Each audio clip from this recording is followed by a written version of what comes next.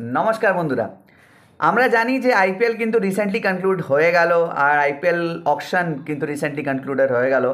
আর তারপরে কিন্তু অকশানে কিন্তু প্রতিটা টিম নিজের নিজের মতন টিম কিনলো, প্লেয়ার কেনার পরে প্রতিটা প্লেয়ারদের উপরে ভরসা দেখিয়ে কিন্তু এই বছর আইপিএল খেলতে নামবে। আমরা কিন্তু এর আগে আটখানা পার্ট করে নিয়েছি বন্ধুরা, এটা হবে কিন্তু পার্ট 9। আর এই পার্টে আমরা কথা বলবো কিন্তু প্রিভিয়াস চ্যাম্পিয়ন্স গুজরাট টাইটান্সের ব্যাপারে। গুজরাট টাইটান্স কিন্তু নতুন টিম। গুজরাট টাইটান্স আর লখনৌ সুপার জায়ান্ট আমরা জানি যে বেশি বছর হয়নি, 3 বছর হয়েছে, 3 কি 4 বছর হয়েছে হার্ডলি আইপিএল খেলা। আর এই 3-4 বছরের মধ্যে কিন্তু গুজরাট টাইটান্স কিন্তু প্রতিবার আইপিএলে প্লে অফ গেছে। আগের সিজন খালি যায়নি, না হলে প্রতি সিজনে কিন্তু যবের থেকে ওনারা ঢুকেছেন আইপিএলে ততবার কিন্তু গুজরাট টাইটান্স কিন্তু প্লে অফও গেছে, আর একবার কিন্তু চ্যাম্পিয়নও হয়ে গেছে। কাকে হারিয়ে? ইনঅগ্রাল সিজনের চ্যাম্পিয়ন রাজস্থান রয়্যালসকে হারিয়ে কিন্তু গুজরাট টাইটান্স চ্যাম্পিয়ন হয়ে গেল। গুজরাট টাইটান্সও অবশ্যই গাদা গাদা প্লেয়ার কিনেছে, কোটি কোটি টাকা খরচা করেছে। Allrounder section, batting section, wicket keeping section, bowling section, চারটেই সেকশন কিন্তু মানে জ্যাম প্যাকড করে নিয়েছে। আর আর গুজরাট টাইটান্স মনে করছে যে এইবার আমরা কিন্তু আওয়াদে করে নিয়ে এই এই সিজনের টাইটেলটা কিন্তু গুজরাট নিয়ে যাব। তো ব্যাটিং সেকশনটা কেমন হলো বন্ধুরা, চলুন দেখা যাক। ব্যাটিং সেকশনে রয়েছে শুভমান গিল, সাই সুদর্শন, শাফেন রাদারফোর্ড আর গ্লেন ফিলিপস। শুভমান গিলকে নিয়ে অন্য করে কোনো কথা বলার নেই। শুভমান গিল যবে কেকেআর শুভমান গিলকে ছেড়েছিল, আমার মনে হয় ওইটা সব থেকে বড় মিস্টেক কেকেআরের ছিল, যে শুভমান গিলের মতন প্লেয়ারকে ছেড়ে দেওয়া। আর আমার মনে হয় না কি কেউ ছেড়ে দিত শুভমান গিলকে, বাট কেকেআরের ম্যানেজমেন্ট অন্যভাবে হয়তো ভাবে, সেই জন্য শুভমান গিলকে ছেড়ে দিয়েছিল। আর শুভমান গিল কিন্তু আগের সিজন থেকে ক্যাপ্টেন হয়েছে। এটা এটা এই সিজনটা হবে কিন্তু শুভমান গিলের সেকেন্ড ক্যাপ্টেন্সি, যেখানে আমরা দেখতে পারবো সেকেন্ড বছর যখন শুভমান গিল ক্যাপ্টেন্সি করবে। আর আমরা জানি শুভমান গিল কত ভালো প্লেয়ার, ওনার নিয়ে আর কথা বলার নেই। উনি কিন্তু ওয়ানডে, টি20, টেস্ট তিনটেই ফরম্যাটে কিন্তু ডাপিয়ে ভারতীয় ক্রিকেটের ব্যাটিংকে উজ্জ্বল করে চলেছে। আমরা ভাবছিলাম যে বিরাট কোহলি রিটায়ারমেন্ট নিলে কে আসবে, কে হবে, কে ভালো প্লেয়ার খেলবে, কিন্তু অবভিয়াসলি শুভমান গিল এসে কিন্তু দাঁড়িয়ে গেছে কি বন্ধুরা, আমি আছি, আমি দেখে নেব।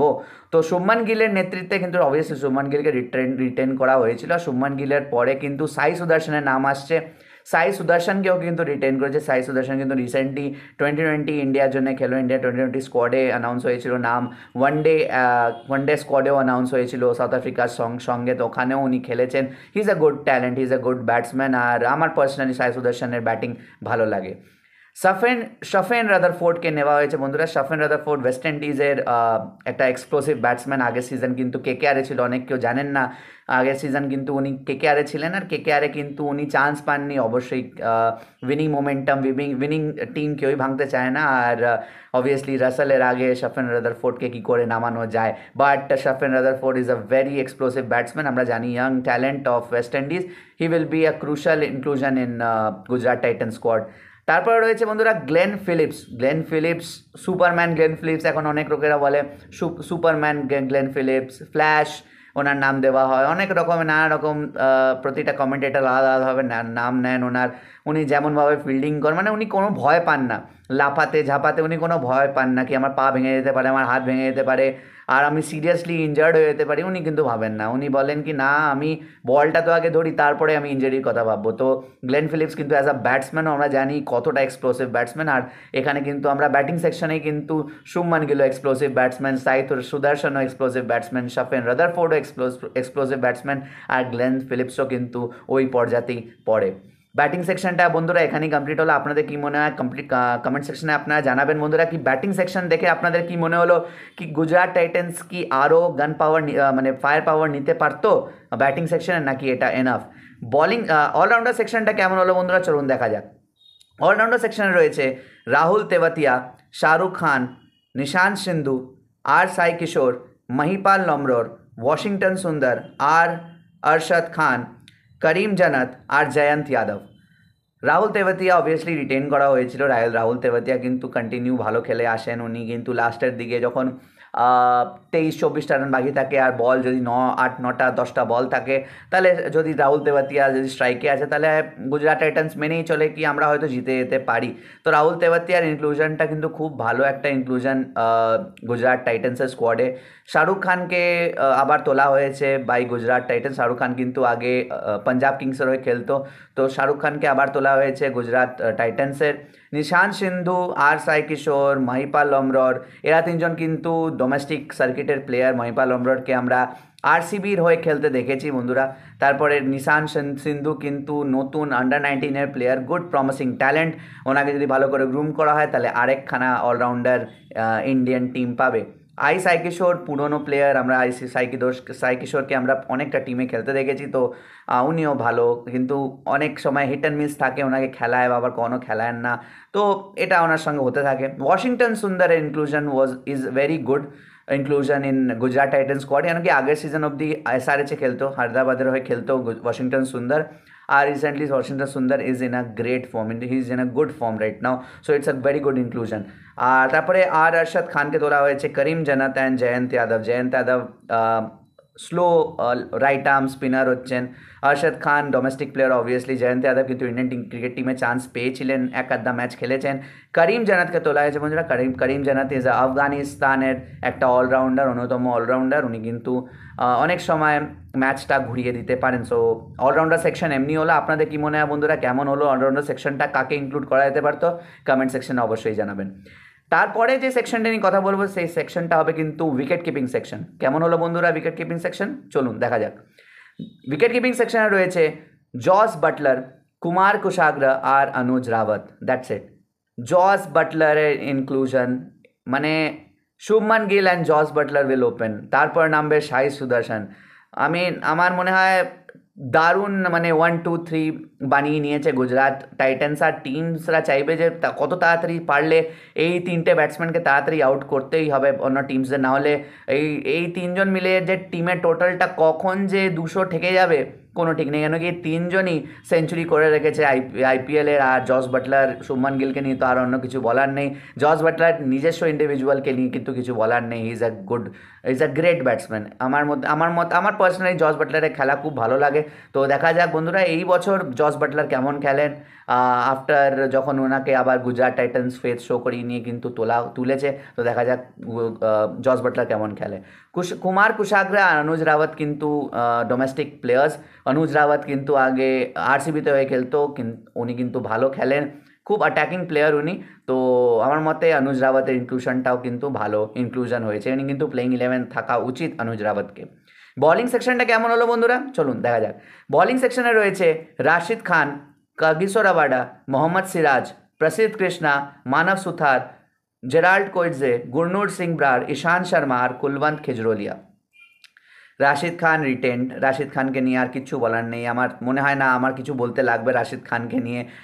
আফগানিস্তানের সব থেকে ট্যালেন্টেড প্লেয়ার রাশিদ খান। এখন আরও ট্যালেন্টেড প্লেয়ার এসছেন, যেমনি গুরবাজ এসছেন, রেমানুল্লাহ গুরবাজ আছেন, তারপরে বলিং সেকশনে রয়েছে নবীন উলাগ আছেন, ফারুকি আছেন, তো অনেক প্লেয়ার্স। এখন আফগানিস্তানের টিম কিন্তু লাইটলি নেওয়ার মতন টিম নয়, আমরা দেখেছি সাউথ আফ্রিকাকে হারিয়েছে, তারপরে অস্ট্রেলিয়াকে হারিয়েছে, এখন প্রতিটা কান্ট্রিকে হারিয়ে দিয়েছে শুধুমাত্র ইন্ডিয়াকে বাদ দিয়ে। তো দেখা যাক ওরা ইন্ডিয়াকে কবে পারে হারাতে, আমরা তো অ্যাজ এ ইন্ডিয়ান চাইবো কি যেন কোনোদিনই না হারাতে পারুক, বাট দেখা যাক কবে কি হারায়। কাগিসো রাবাডাকে আবার তুলেছে বন্ধুরা, কাগিসো রাবাডার ইনক্লুশন কিন্তু অসাধারণ ইনক্লুশন হবে, কারণ কি রাবাডা কিন্তু মার খান না, উনি কিন্তু ইকোনমিক্যাল বোলিং করে কিন্তু উইকেট নিয়ে চলে যান, তো এটা কিন্তু খুব ভালো ইনক্লুশন। মোহাম্মদ সিরাজকে তুলেছে বন্ধুরা, হ্যাঁ এইবার কিন্তু মোহাম্মদ সিরাজকে আপনারা আরসিবির সেট আপে দেখতে পারবেন না, আরসিবির জামায় খেলতে দেখতে পারবেন না, বিরাট কোহলির সঙ্গে সেলিব্রেট করতে দেখতে পারবেন না। এবার কিন্তু সেলিব্রেট করবেন উনি গুজরাট জায়ান্টসের হয়ে উইকেট নেবার পরে।